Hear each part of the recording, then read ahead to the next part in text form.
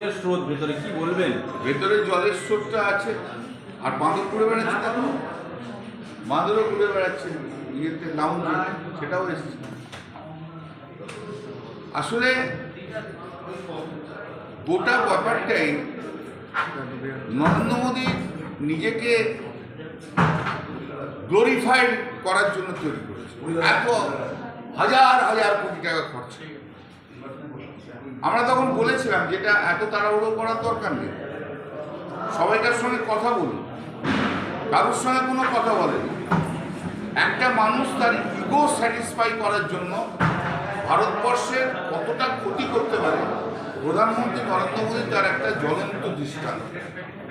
কিছুই শোনো, এক্ষুনি চাই সব, আমার পার্লামেন্ট তৈরি করতে হবে, আমাকে ওইখানে তৈরি করতে হবে, সব কিছু তৈরি করে দিতে হবে, নিজেকে তুলে ধরো, নিজেকে তুলে ধরো, কোনো রাম মন্দির করতে হবে এক্ষুনি। এই সবাইকে ছেড়ে দিয়ে একা একা একা একা একা, তার প্রতিফলন আজকে পড়ছে। এই তো সবে জল চুইয়ে পড়েছে, এবার কোনদিন মাথায় ভেঙে পড়বে সেটার জন্য অপেক্ষা করছে। ভয়ে ভয়ে ঢুকতে হবে, ভয়ে ভয়ে বেরোতে হবে। আবার ইন্স্যুরেন্স করারও উপায় নেই, সেখানেও আবার 18% জিএসটি দিতে,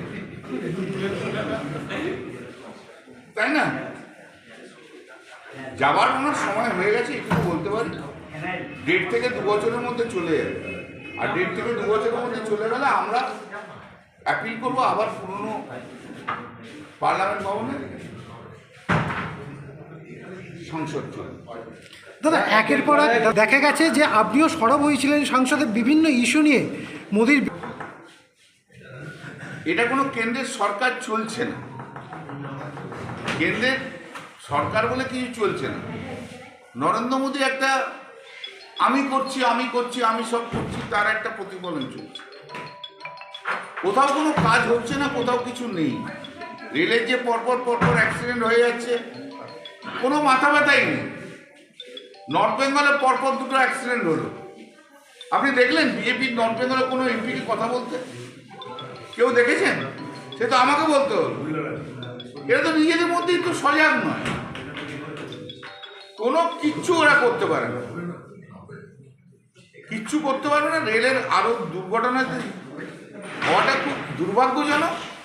একটা ব্যর্থ রেলমন্ত্রী থাকলে, একটা ব্যর্থ রেলমন্ত্রীর যে সবচেয়ে বড় কথা, ভারতবর্ষের একটা ব্যর্থ প্রধানমন্ত্রী থাকলে যে কোনো ডিপার্টমেন্টেই যা কিছু ঘটনা ঘটবে। এরা কি হয়েছে জানেন? পিওএম মানে হচ্ছে প্রোপাগান্ডা ওরিয়েন্টেড মিনিস্টার, আর কিচ্ছু না। পিওএম দাদা, ইলেকশন প্রোপাগান্ডা ওরিয়েন্ট মিনিস্টার।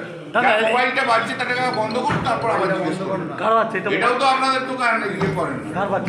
দাদা আরেকটা প্রশ্ন, পশ্চিমবাংলায় কিন্তু সব বিষয় নিয়ে কিছু ইলেকশন রিজাল্টের পর থেকে হকারদের প্রচুর ডিস্টার্ব করা হচ্ছে স্টেশন, রেল স্টেশনে আর ট্রেনে।